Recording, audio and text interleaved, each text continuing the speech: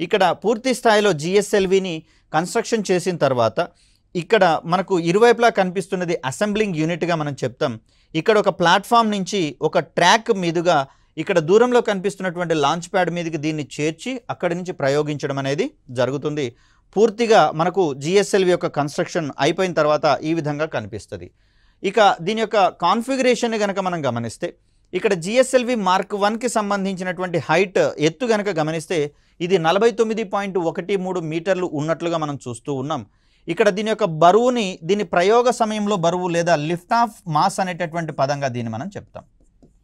ప్రయోగ సమయంలో బరువు విషయానికి వచ్చేసరికి ఇది 415 టన్నుల బరువు అనేది ఉండడం జరిగింది. దీని యొక్క వ్యాసం వచ్చేసరికల్లా 2.8 మీటర్ల వ్యాసం అనేది కనిపిస్తూ ఉంది. ఓజివ్ పేలోడ్ ఫెయిరింగ్ యొక్క వ్యాసం వచ్చేసరికల్లా 3.4 మీటర్లు.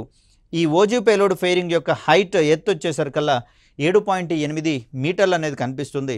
మరిది ఇంత వ్యాసము ఇంత హైట్ ఉంది కాబట్టే మనకి ఇక్కడ 2000 వరకు కేజీల బరువు ఉన్నటువంటి సమాచార ఉపగ్రహాలను దాంట్లో ఫ్లెక్సిబుల్గా మనం ప్లేస్ చేసి దాన్ని ప్రయోగించేటటువంటి క్రమాన్ని మనం చూస్తాం.